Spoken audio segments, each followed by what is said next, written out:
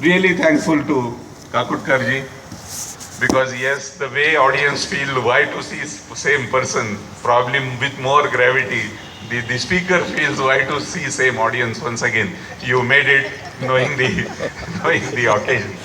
Thank you very much. We are proud that you accepted our invitation. Thank you very much. We will be asking for some help. City is working on different horizon. I am sure your guidance is very much required at multiple occasions. Like always, praise is with us. The other administrative support, the agencies and hotel is with us. This hotel is CMI member.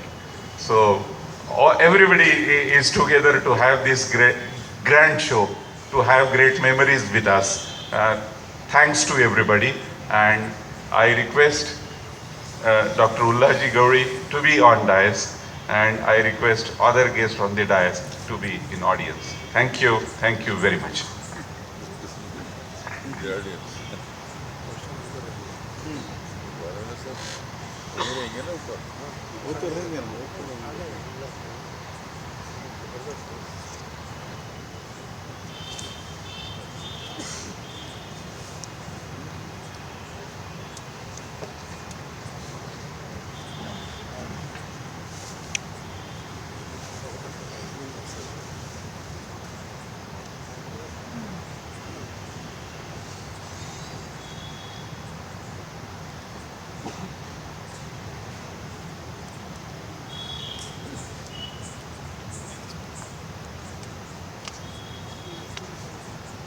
नमस्कार. साधारणपणे मला कधी दडपण येत नाही बोलताना, पण आज आलंय. अनेकदा दडपण समोरच्यांचं येतं, मला शेजारच्यांचं आलेलं आहे. गेल्या शुक्रवारी मी आणि मिलिंद कंक आम्ही काकाजींच्याकडे गेलो होतो आजच्या कार्यक्रमाची रूपरेषा त्यांच्या कानावर घालण्यासाठी. आणि बोलत असताना आमच्या काही प्रश्नांची उत्तरं देत असताना ते जे काही आमच्याशी बोललेत त्यावेळेला आम्हाला असं वाटलं त्या ठिकाणी आम्ही आमच्या इतर मित्रांना विश्वासात न घेता, साधारण पद्धत असते विश्वासात घ्यायची, पण आम्ही त्यांना विश्वासात न घेता आम्ही दोघांनी एक निर्णय घेतला की काकाजी भाषण करणार नाही. त्याऐवजी त्यांना आम्ही बोलतं करू, आणि ते बोलतं केल्यानंतर जे काही बोलतील ते कदाचित त्यांच्या व्यक्तिमत्वाचं एक वेगळं अंग आपल्या पुढे आम्हाला मांडता येईल. काकाजी, मी परवा जे आपल्याशी बोललो त्या अनुषंगानंच आपल्याला काही प्रश्न विचारणार आहे. आपण मला क्षमा करा, प्रश्न विचारण्याचा माझा तसा अधिकार नाही, पण आमच्या सगळ्या मित्रमंडळींना आपल्या व्यक्तिमत्वाचे काही अंग कळावीत म्हणून प्रश्न विचारतोय. मराठवाड्यामध्ये सगळ्यात मानवी निर्देशांकाच्या दृष्टीनं जालना जिल्हा मानला जातो, आणि 50-60 वर्षांपूर्वी कार्यक्षेत्र म्हणून जालना आपण निवडलं. त्याचं कारण काय? माझा जन्म हिंगोलीमध्ये. माझे मातोश्री गोदावरीबाई कागलीवाल यांचा मी मुलगा आहे, सगळ्यात लहान. आम्ही 4 भाऊ होतो, आणि मी जालन्याला दत्तक आलो, आणि त्याच्यामुळे जालना माझं कार्यक्षेत्र झालं. आणि जालन्याला आलो की मी स्वातंत्र्य लढा एकदा संपला की अच्छा ठीक आहे म्हणून जालना हे कार्यक्षेत्र निवडलं. बोलताना असं कळालं की काही कारणानं, म्हणजे अनेकदा अशी चर्चा होते की मध्येच काही कारणानं आपण आपलं शिक्षण सोडून दिलं. का सोडा? काही त्याची काही निश्चित काही कारणं आपण सांगू शकाल का? मी जालन्याला 7वीमध्ये मिशन हायस्कूलमध्ये सामील झालो, आणि 8वीमध्ये मदरसे फौकानिया सरकारी आली, म्हणजे हायस्कूल सरकारी गव्हर्नमेंट हायस्कूलमध्ये सामील झालो. आणि मग तिथे काही कारणामुळे विद्यार्थ्यांचे प्रश्न आम्ही हाताळू लागलो. त्यावेळेला केरोसिन मिळायचं नाही, तर आम्ही एक केरोसिन मिळवण्याकरता एक मुवमेंट केली की आम्हाला 2 युनिट अभ्यासाकरता केरोसिन द्यावं. त्यावेळेला आमच्याकडे वीज नव्हती, काही नव्हतं, आणि मी म्हणेन की सरकार फार चांगलं होतं, तर त्यांनी आम्हाला केरोसिन दिलं, आणि त्यामुळे मी पुढारी झालो. आणि त्याच वेळेला आपल्याकडे स्वातंत्र्याचं हे सगळं चाललेलं होतं. आपण भारतही स्वतंत्र झालेला नव्हता, पण 1947 मध्ये भारत स्वतंत्र झाला, आणि निजाम म्हणाले की आम्ही जे आहे ते स्वतंत्र राज्य होऊ. आणि मग आम्ही 4 विद्यार्थ्यांनी एक मोर्चा काढला की आज़ाद हैदराबाद नहीं होगा और भारत में मिलना होगा. तर दुसऱ्या दिवशी मला हेडमास्टरनी शाळेमध्ये म्हटलं की तुम्हाला शाळेमधून काय काढून टाकू नये, तुम्ही असं हे केलं वगैरे म्हणून. मी आता वेळ बराच झालेला आहे म्हणून जास्त लांब हे जाऊ इच्छित नाही, पण आम्ही त्याला समर्पक उत्तर दिलं. भाऊसाहेब वैशंपाळने मला उत्तर लिहून दिलं, त्याचं मी त्यांना नेऊन दिलं की मला जन्मसिद्ध अधिकार आहे, मी काय करतो शाळेच्या बाहेर ते. आणि मग त्यांनी ते प्रकरण बंद केलं. त्यांना वाटलं की जर मी हे काही केलं तर जे आहे ते उद्या शाळा बंद होऊन जाईल म्हणून. आणि आम्ही त्यावेळेला हे सगळं असं करत होतो. आणि मग सत्याग्रह सुरू झाला आणि जालन्याचा मी डिक्टेटर झालो. म्हणजे त्याला त्यावेळेला असं म्हणायचो की तर सत्याग्रह कंडक्ट करायचो आम्ही. लोकांना 4-4, 2-2च्या बॅचेसमध्ये सत्याग्रहाला पाठवायचो. तर सत्याग्रह करायचं म्हणजे काय, तर एक झेंडा घेऊन कोणीतरी उभं राहायचं आणि घोषणा द्यायच्या आणि मग पोलीस येऊन त्यांना पकडून घ्यायचे आणि 300-500 लोक जमा व्हायचे. आणि वेळ प्रसंगी एखाद्या वेळेला कुठे सडक होण्याचं काम चालू असेल तर लोक दगड मारायचे, अमकं धमकं व्हायचं, सगळ्या भानगडी व्हायच्या. पण आम्ही ते चालू ठेवलं आणि 45 लोक जालन्याहून सत्याग्रही गेले. आणि मग बऱ्याच अडचणी आल्या त्याच्यामध्ये. पण नंतर एक दिवस पोलिसांनी माझ्या घरावर धाड टाकली. एक मोठी लॉरी घेऊन आले समोरून आणि मागावून आणि एक झडती बिडती घेतली आणि मला पकडलं. आणि मला पकडून जे आहे ते माझ्यावर हैदराबाद डिफेन्स ॲक्ट खाली दोन कलमांखाली माझ्याकडे 2 हे केले आणि अजून एक असं 3 केसेस माझ्याकडे केले. आम्ही जालन्याच्या तुरुंगात होतो. जालन्याच्या तुरुंगात 2 खोल्या होत्या, त्यापैकी एक फोडलेली होती म्हणून एकच खोली होती. आणि त्याच्यामध्ये आम्ही 45 लोक होतो, सत्याग्रही सगळे 45 लोक होतो. आणि मला आठवतं 4-5 लोक खिडक्यांची गजं पकडून झोपायचं रात्री. म्हणजे अशी अडचण होती. मग ते मॅजिस्ट्रेटनाही वाटलं की बरं नाही म्हणून त्यांनी आम्हाला सगळ्यांना हर्सूल औरंगाबाद जेलला पाठवून दिलं. तर मी 10.5 महिने अंडर ट्रायल कैदी होतो. आणि मग आमची केस चालली आणि मला 1 वर्षाची शिक्षा झाली आणि 300 रुपये की 400 रुपये काहीतरी दंड झाला. आणि मी सांगितलं त्यांना की मी हे सरकार मानत नाही म्हणून मला काही डिफेन्स वगैरे द्यायचा नाही. आणि त्यांनी मला शिक्षा केली. आणि मी आलो औरंगाबादला आणि तेवढ्यात निजाम सरकारने, त्यांच्याकडे जागाही नव्हती, हर्सूल जेलमध्येही नव्हती आणि शेजारी कॅम्प जेलमध्ये सुद्धा जागा नव्हती, इतके सगळे भरलेली होती. तर त्यांना कैदी सोडण्याशिवाय काही दुसरं गत्यंतरच नव्हतं. तर त्यांनी ॲज अ गुडविल मेजर कैदी सोडून द्यायचे आहेत म्हणून जे आहे ते एक कमिटी केली. सुभेदार साहेब म्हणजे कमिशनरच्या आधिपत्याखाली. आणि ते कमिटी आली आणि लोकांना बोलावं लागली आणि त्यांना यांना सोडायचं की नाही सोडायचं ठरवू लागली. तर मलाही बोलावलं आणि म्हणाले ये बच्चा आहे जाने दो. मी फार यंग होतो, लहान होतो. आणि माझी सुटका झाली. 4 दिवसानंतर माझी सुटका झाली. तर आम्ही मनमाड कॅम्पलाही गेलो होतो. आणि मग देऊळगाव कॅम्पला कॅम्प होते आमचे, म्हणजे काँग्रेसचे कॅम्प होते. मनमाडलाही बॉर्डर एरियाजमध्ये होते. तर मनमाडला होतो आणि मग देऊळगावला होतो. तर मनमाडलाही आम्ही बऱ्याच खटपटी केल्या. या 13 महिन्यांच्या कालावधीमध्ये हा जो विशेष होता, आपल्या स्वभावाला न साजेशी एक गोष्ट, म्हणजे आम्ही कुणीही विश्वास ठेवला नसता, आपल्याच तोंडून ऐकायचं आहे आम्हाला, अशी काही गोष्ट आपण केलीत की आपण शस्त्र बाळगलीत. हे खरं आहे का? हो, हे खरं आहे. आणि आम्हाला त्यावेळेला भारत सरकार पोलीस ॲक्शनची तयारी करत होतं अगदी.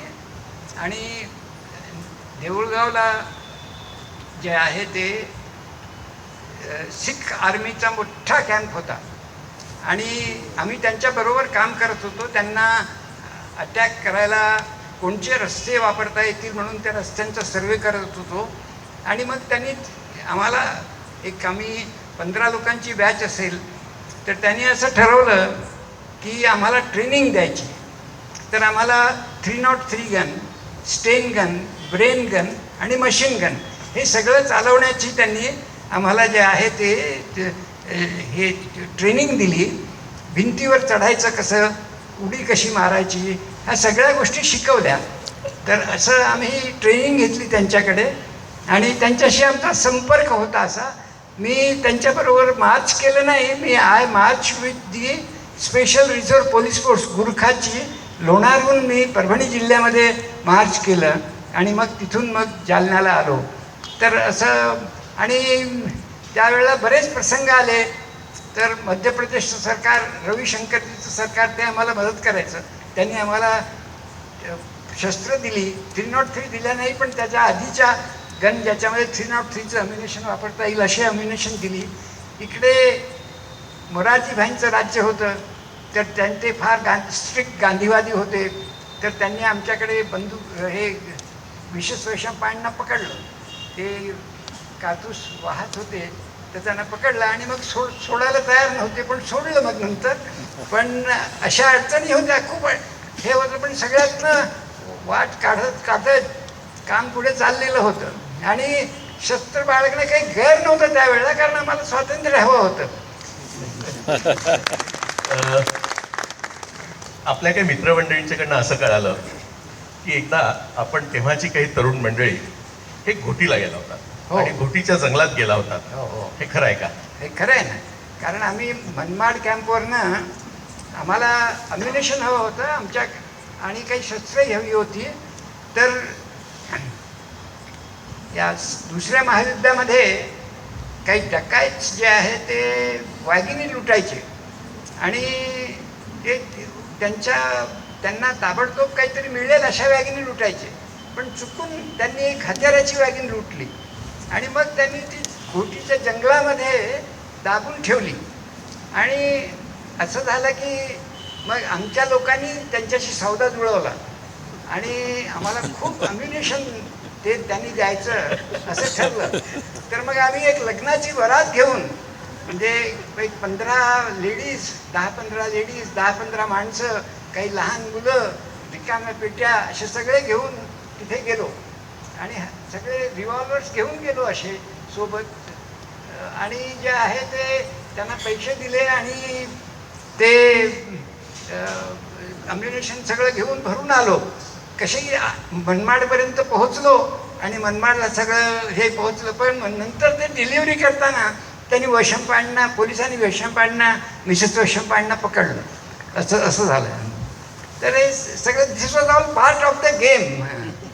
याचा संदर्भ असा आहे की देऊळगाव राजापासून पुढे तेव्हाचा मध्य प्रांत होता आणि इकडच्या बाजूला जुना मुंबई प्रांत होता. तिथे मोरारजीभाई तेव्हाचे मुख्यमंत्री होते. सर, आता थोडंसं खरं म्हणाल तर आजचा अख्खा वेळ आपल्या एवढ्याच विषयावरती जाऊ शकतो, पण वेळेचं बंधन आणि लोकांची बाकी विषयांवरची उत्सुकता याचा विचार करता मी थोडंसं आता आपल्या व्यवसायाकडे वळतो. आपण शेतीशी संबंधित हा जो बीजोत्पादनाचा आणि विशेषतः सुधारित बियाणांचा हा जो काही व्यवसायाची मुहूर्तमेढ जालन्यामध्ये रोवली, तर ती सुरुवात कशी झाली आणि त्याच्यामागची प्रेरणा काय? आमचा स्वातंत्र्याचा लढा संपला. पहिले पोलीस ॲक्शन झालं तर पहिले 5 दिवस तर आम्ही रिव्हॉल्वर लावून गावामध्ये फिरत होतो. सगळीकडे आमचंच राज्य होतं. कारण लोक फार चिडलेले होते. काहीतरी लोकांवर अत्याचार करण्याची लोकांची प्रवृत्ती होती. तर आम्ही 10-5 लोक अगदी असे फिरायचो आणि त्यावेळेला मनामध्ये बिलकुल भीती नव्हती.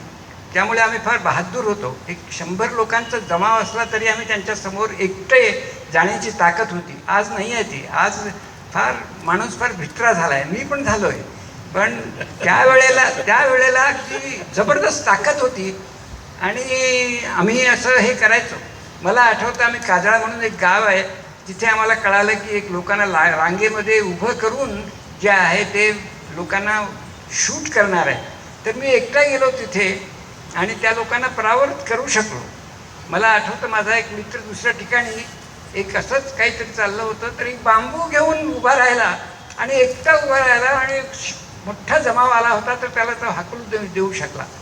माझे हेडमास्टर मला स्टेशनवर भेटले आणि म्हणाले, बद्री मैं तो लुट गया. तर मी त्यांना सांगू शकलो की साहेब, मी जर असतो तर तुम्हाला लुटू दिलं नसतं. शक्यच झालं नसतं असं. पण आज असं कोणी हेडमास्टर मला म्हणाला तर माझी ताकद नाही असं म्हणायची, अशी गोष्ट आहे. तर आपण मला विचारलं होतं की शेतीकडे कसा वळला, तर जे आहे ते मी जे आहे ते 5 दिवसानंतर मी विचार केला की आता राजकारण करायचं नाही, आपला व्यवसाय पाहायचा. तर मी माझी शेती पाहायला लागलो आणि मी जसं म्हणालो की माझ्या आजोबांनी जवळजवळ 1000 एकर शेती अशी बऱ्याचशा गावामध्ये होती, आमची सावकारी होती. तर मी पाहिलं की शेतीचं उत्पन्न फार कमी आहे आणि ड्राय शेती होती. तर विहिरी कुठे एक दोन ठिकाणी विहिरी होत्या आणि त्यात 2 मोटाच्या 4 मोटाच्या म्हणजे खूप मोठी विहीर अशी होती. तर ते मी पाहिलं आणि मग मी विचार केला की डेव्हलप करायचं आणि मग उत्पन्न कसं वाढवायचं. तर माझं शिक्षण सुटलं होतं आता या सगळ्या भानगडीमुळे. तर म्हणून मी व्होरेशियस रीडर होतो, वाचत होतो खूप. आणि मी असं वाचलं की आणि मी एक भेंडीची एक जात निवडली जी पुसा इन्स्टिट्यूटने तयार केली होती. तिचं नाव होतं पुसा सावनी. आणि ती घेऊन आम्ही आलो आणि लावली आणि फ्रेश भेंडी विकायला लागलो. मी स्वतः घेऊन जाई मार्केटमध्ये आणि माझ्या आडत्याच्या मार्फत विकायचो. पहिल्या आठवड्याला 2 रुपयाला विकली किलोग्राम, दुसऱ्या आठवड्याला 1 रुपयाला आणि तिसऱ्या आठवड्याला 8 आण्याला. तर मी म्हणाला आपल्याला हे परवडत नाही. तर पण आपलं चुकलं काहीतरी इथे. तर आपण योग्य वेळेला भेंडी मार्केटमध्ये आणली पाहिजे. त्याचं कारण असं झालं की शेतकऱ्यांनी कपाशीमध्ये भेंडी जी लावली होती देशी गावराणी, तिचे पोते भरून यायला लागले आणि त्याच्यामुळे माझ्या भेंडीचा भाव एकदम पडला. तर म्हणून मी म्हटलं की बी पाहिजे आपल्याला. तर बी असल्याशिवाय आपल्याला भेंडी लावता येणार नाही. म्हणून मी ठरवलं की त्या भेंडीचं बी करावं म्हणून. आणि म्हणून मी भेंडीचं बी करायला लागलो आणि मी ते बी करायला लागलो आणि त्या बियाला ज्या रीतीने मागणी आली, आता वेळ कमी आहे म्हणून मी तपशिलात जात नाही, पण ज्या रीतीने मागणी यायला लागली त्याच्यामुळे माझा उत्साह खूप वाढला. आणि पुढच्या वर्षी मी मोठ्या प्रमाणात त्या भेंडीचं बी लावलं. आणि माझे एक मित्र दिल्लीला अधिकारी होते मोठे, ते हैदराबादचे होते. त्यांना मी या म्हणून सांगितलं. त्यांनी एक दिवस माझ्याकडे आले ते आणि त्यांनी ते पाहिलं. तर ते म्हणाले अरे तुमचं तर अगदी जागतिक स्टँडर्डचं जे आहे ते उत्पादन आहे हे. आणि त्यांनी ज्या भेंडीचे जे जनक होते सरदार हरभजन सिंगजी, त्यांना फोन केला दिल्लीला गेल्यानंतर की अरे हे मी असं शेत पाहिलं. तर मला त्या हरभजन सिंगजींचा पत्र आलं की मी येऊ इच्छितो पाहायला. आणि ते माझ्याकडे आले आणि त्यांनी सगळं पाहिलं आणि पाहिल्यानंतर ते खूप खुश झाले आणि माझे ते कायमचे मित्र आणि गुरुजी झाले. आणि दिल्लीला मी कधीही गेलो तर मी त्यांच्याच घरी थांबायचो, ते दुसरीकडे थांबूच द्यायचे नाही. आणि त्यांनी मला शेतीचं खूप सगळं शिकवलं, दाखवलं, प्रगती कशी होती ते दाखवलं सगळं. त्याच्यामुळे माझी खूप प्रगती झाली. आणि मग त्याच्यामुळे काय झालं की तेवढ्यात जे आहे ते त्यावेळेला आपली अन्नधान्याची परिस्थिती जी शिप टू माउथ अशी होती, म्हणजे जहाज आलं तर आपल्याला खायला मिळेल अशी परिस्थिती होती. आणि सरकार जे आहे ते खूप अगदी तातडीने त्यांना काहीतरी करायला पाहिजे होतं. असं तर रॉकफेलर फाउंडेशन आणि भारत सरकारचा एक कार्यक्रम ठरला, MOU झाली. आणि त्यांनी जे आहे ते पहिल्यांदा मग हायब्रिड संशोधन करून नवीन जाती निर्माण करायचं असं ठरवलं. आणि मग हायब्रिड मक्काचं बी पहिल्यांदा त्यांनी केलं. आणि महाराष्ट्रामध्ये हायब्रिड मक्काचं बी पहिल्यांदा करण्याचा योग मला मिळाला. तो याच्यामुळे की मी भेंडी करत होतो आणि बियावाला झालो होतो ऑलरेडी. लोक मला विचारतात तुम्ही बियावाले कसे झाले, तर मी म्हणतो मी ॲक्सिडेंटली बियावाला झालो, पण झालो होतो. आणि म्हणून मग मी जे आहे ते याचं बी केलं, ते मक्काचं बी फार चांगलं केलं. म्हणून मला जे ज्वारीचे जे ब्रीडर होते, मी दिल्लीला गेलो असताना त्यांनी मला सांगितलं की माझ्या घरी जेवायला चला. मी दुपारी त्यांच्या घरी जेवायला गेलो. ते म्हणाले पहा आम्ही ज्वारीचं हायब्रिड रिलीज करणार आहोत, त्याचं बी आम्हाला पाहिजे आहे. पण ते जे आहे आमच्याकडे त्याचं फाउंडेशन सीट फार थोडं आहे, पण ते जे आहे ते आणि आम्हाला रब्बीमध्ये ते करण्याचा अनुभव नाही, खरीपमध्ये करण्याचा अनुभव आहे. तुम्ही रिस्क घ्यायला तयार असाल आणि आम्ही सांगतो तसं करायला तयार असाल तर तुम्ही रिस्क घेऊ शकता का वगैरे. मी कबूल केलं आणि ते लावलं आणि ईश्वर कृपेने ते सगळं छान झालं अगदी. आणि ते चांगलं झालं की एक दिवस मला महाराष्ट्राच्या मुख्यमंत्र्यांच्या पी एसचा फोन आला. एक नाशिककर म्हणून त्यांचे पी एस होते. त्यांनी फोन केला, म्हणाले मुख्यमंत्री आपल्याशी बोलू इच्छितात. मी म्हटलं काय झालं. मी उठून उभा राहिलो कुर्सीवरनं, जालन्याला होतो. तर जे आहे ते म्हणाले मी बोलतोय तुमच्याकडे हायब्रिड ज्वारीचं बी आहे. मी म्हटलं हो साहेब आहे, आम्हाला थोडं हवं आहे. मी म्हटलं तर 90 किलो हवं आहे. ते कधी देऊ शकता. मी म्हटलं साहेब आपण म्हणाल त्यावेळेला तर उद्या. मी म्हटलं उद्या देतो. तर म्हणाले पुसदला पोचवून द्या, बिल माझ्याकडे मुंबईला पाठवून द्या. आणि त्याच्यामुळे नाईक साहेब यांची आमच्यावर खूप मेहरबानी झाली. आणि नाईक साहेब जे आहे 8 दिवसामध्ये त्याच्यानंतर आम्हाला परत निरोप आला की नाईक साहेब जालन्याला व्हिजिट द्यायला येतात. जालन्याला म्हणजे आम्हाला व्हिजिट द्यायला येतात, असा योग आला त्याच्यामुळे. आणि त्याच्यानंतर मी परत दिल्लीला गेलो असताना ते बाजराचे जे ब्रीडर होते ते म्हणाले की पहा आम्ही बाजऱ्याचं हायब्रिड रिलीज करणार आहोत आणि लालबहादूर शास्त्रीजींची इच्छा आहे की ह्या बाजऱ्याचं बियाचे ट्रायल्स जे आहे ते याच खरीपमध्ये झाले पाहिजेत. आणि म्हणून या उन्हाळ्यातच आम्हाला हे बी करून हवं आहे. आणि त्याच्यामध्ये एक प्रॉब्लेम आहे म्हणाले, या मादीच्या बियाण्यामध्ये बी लाईनचं सीड मिक्स्ड आहे, तर ते तुम्हाला काढावं लागेल. तर आम्ही सकाळी सूर्य निघण्याच्या आधी शेतामध्ये असायचो. मी आणि आमचे बरेच लोक आणि हातामध्ये पाट्याचे तुकडे घ्यायचो असे. आणि मग प्रत्येक झाड आमच्या मादी वाणाचं ते आम्ही जे आहे ते हातावर झटकायचो. आणि त्याच्यामध्ये जर कोलम निघालं तर ते उपटून काढायचो आणि बाद करायचो. असं करत करत आम्ही ट्रॅक्टर असे काढले. पण जे काही उरलं त्याच्यातनं छानपैकी बी झालं. आणि ते आम्ही अगदी वेळेमध्ये सगळीकडे ट्रायल्स करता पाठवू शकलो. आणि म्हणून देशामध्ये पहिल्यांदा हायब्रिड ज्वारीचं बी करण्याचं, देशामध्ये पहिल्यांदा हायब्रिड बाजरीचं बी करण्याचं, देशामध्ये पहिल्यांदा हायब्रिड सनफ्लॉवरचं बी करण्याचंही योग मला मिळाला. तसंच महाराष्ट्रामध्ये पहिल्यांदा हायब्रिड कपाशीचं बी करण्याचंही हे मला संधी मिळाली. आणि हायब्रिड भाजीपाल्याचं बियाणं करण्याची पण महाराष्ट्रामध्ये पहिल्यांदा मला संधी मिळाली. हा जो आपला प्रवास आहे या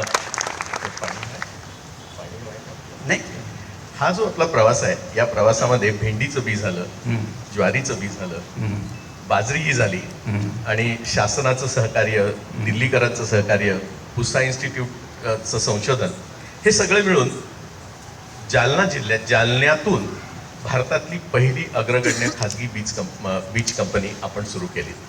पण त्यानंतर कधीतरी आपण स्वतःचंही संशोधन सुरू केलं. तर साधारण त्यामागची प्रेरणा आणि ते कसं झालं ते जरा. मी मक्काचं बी करायला सुरू केलं त्याच वेळेला भारत कृषक समाजातर्फे फार्म लीडर्स एक्सचेंज प्रोग्राममध्ये मी अमेरिकेला गेलो आणि शेतकरी कुटुंबामध्ये राहिलो. आणि त्यावेळेला मी इथे बी करतो म्हणून 1-2 बी उत्पादन करणाऱ्या शेतकऱ्यांकडे पण राहिलो. आणि त्याच्या 1 वर्षानंतर भारत सरकारने एक टीम तयार केली होती, तिला सीड रिहू टीम असं तिचं नाव होतं. आणि त्याच्यामध्ये प्रायव्हेट सेक्टरच्या 2 प्रतिनिधींना निवडलं होतं. त्यापैकी एक मी होतो, एक पॅरियन कंपनीचा माणूस होता आणि एक मी होतो. आणि त्यावेळेला आम्ही जगातल्या बऱ्याचशा सीड कंपनीजना व्हिजिट दिली. आम्ही इथनं इंग्लंडमध्ये पहिल्यांदा आम्ही स्वीडनमध्ये गेलो, मग हॉलंडमध्ये गेलो, मग इंग्लंडमध्ये गेलो, मग आम्ही अमेरिकेला गेलो, तिथनं आम्ही जपानला आलो, तिथनं आम्ही फिलिपाईन्सला आलो आणि मग आपल्या सगळ्या देशामध्ये आपण फिरलो. आणि त्या ह्याच्यामधनं मला असं वाटलं आणि रॉकफेलर फाउंडेशनचा सतत आम्हाला साथ होतीच. तर त्याच्यातनं असं वाटलं की आपण संशोधन सुरू केलं पाहिजे. म्हणून आम्ही 1966मध्येच पहिली संशोधनची नर्सरी लावली आणि त्यावेळेपासून आम्ही संशोधन करायला सुरू केलं.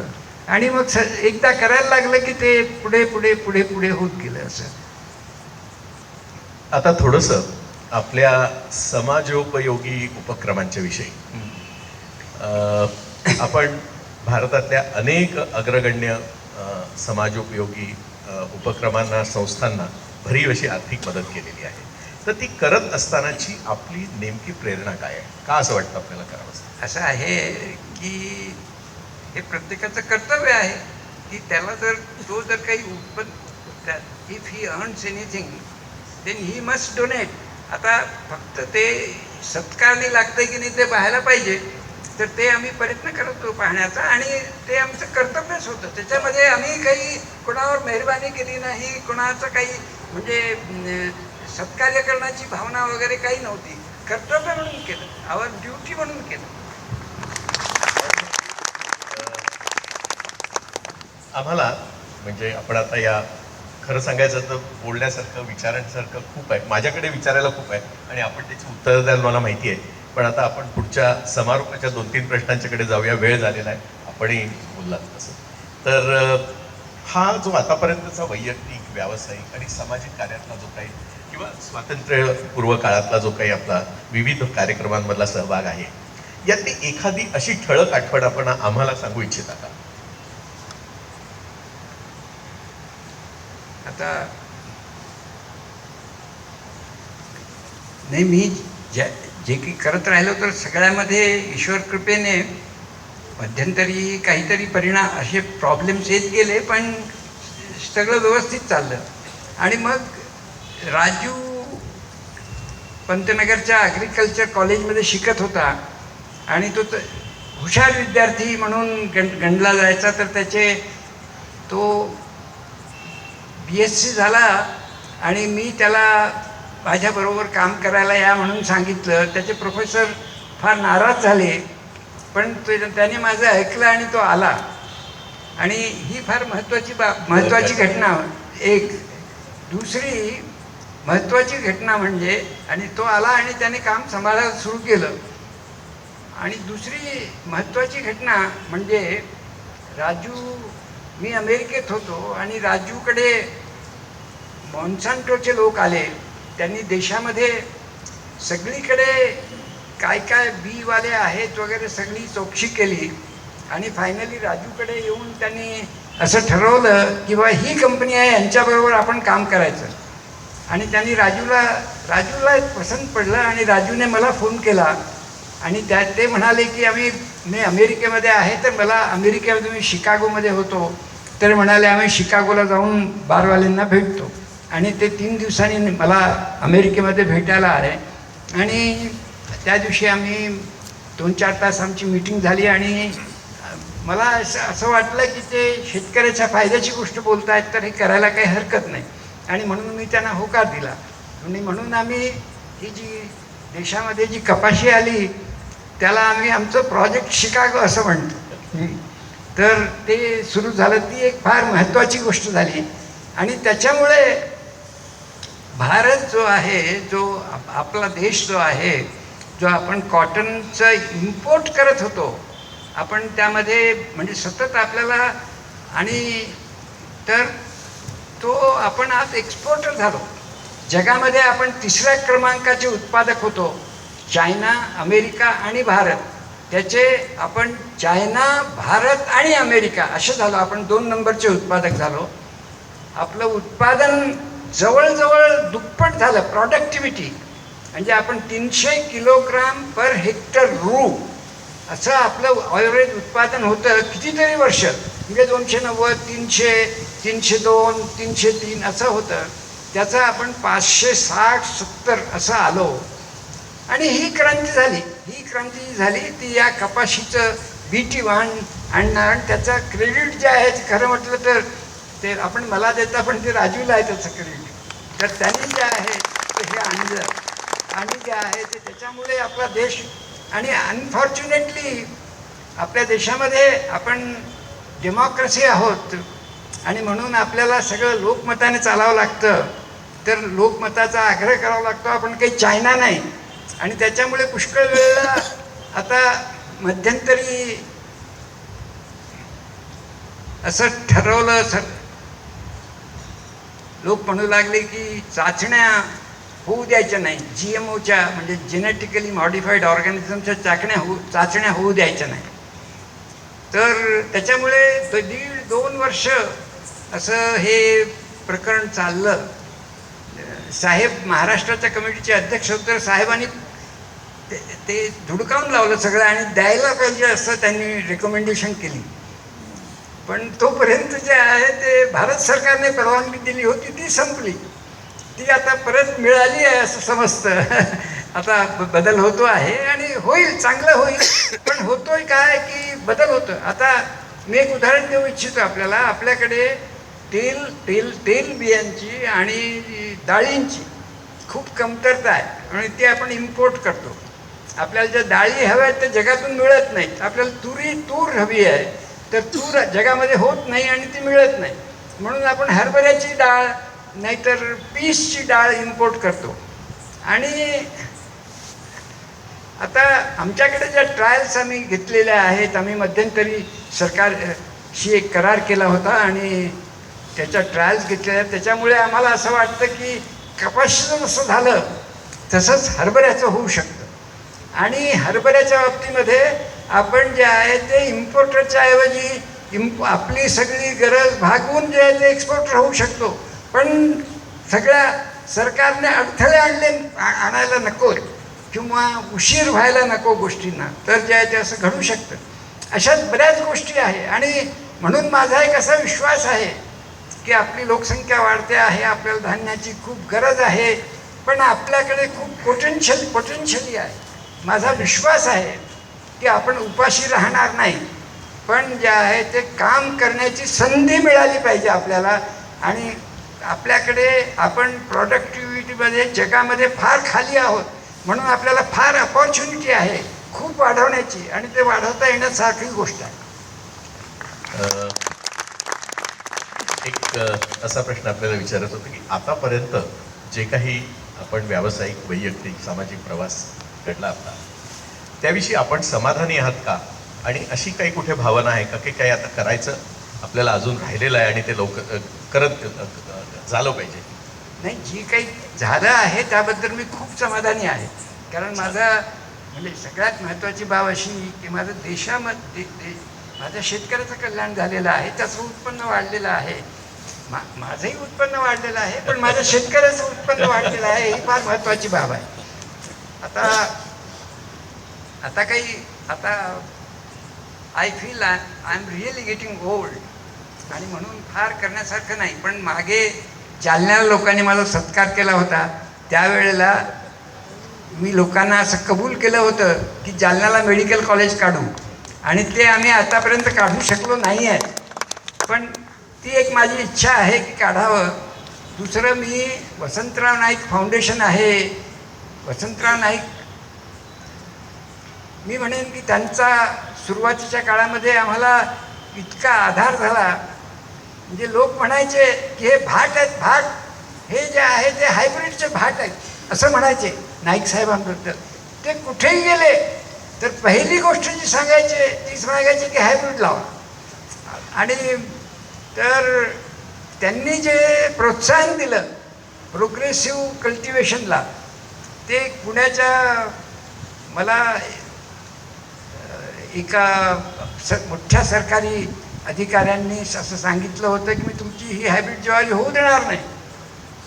पण दुसऱ्या दिवशी नाईक साहेब कॉन्व्होकेशनला गेले पुण्याच्या कॉलेजला, तर त्यांनी भाषणामध्ये सांगितलं की विद्यार्थ्यांनो, मी हायब्रिड ज्वारी लावली, ती इतकी चांगली येते, इतकं चांगलं उत्पन्न होतं, तर तुमच्या मुलींचे लग्न होतील आता त्याच्यामुळे, असं म्हणाले ते.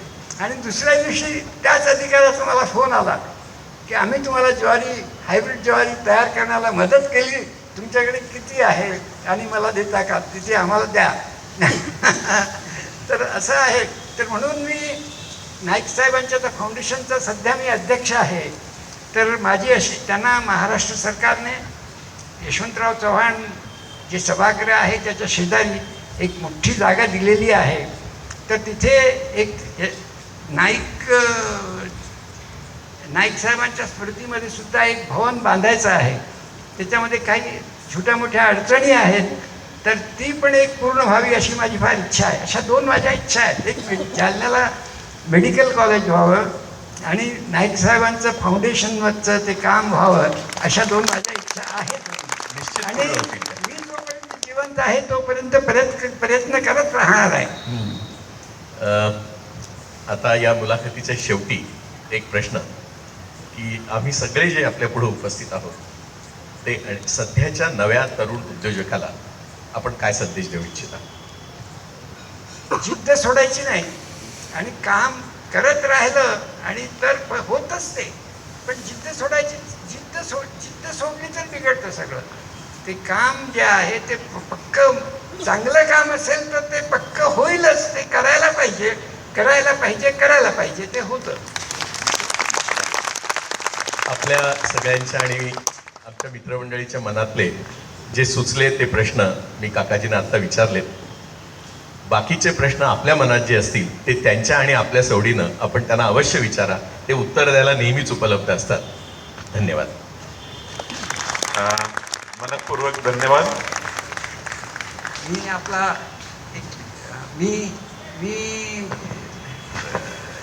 आपला फार आभारी आहे की आपण मला इथे बोलावलं आणि माझा सत्कार केला. खरं म्हटलं म्हणजे मी जे काही केलं ते माझं कर्तव्य म्हणून केलेलं आहे. माझा सत्कार करण्यासारखं त्याच्यामध्ये काहीच नाही. पण आपण बोलावलं त्याबद्दल धन्यवाद. धन्यवाद. काकाजी तरुण उद्योजक, जिद्द सोडणार नाही आणि सोडणार नाही. हे तुम्ही दाखवलेला रस्ता आहे, त्याच्यावर सगळे जरूर चालतील. या कार्यक्रमाच्या समारोपासहित मी आपल्या सगळ्यांना विनंती करतो की आपण सर्वजणांनी एकत्र भोजन करावं. We will move towards the dinner place. Thank you very much for your kind presence. Thank you.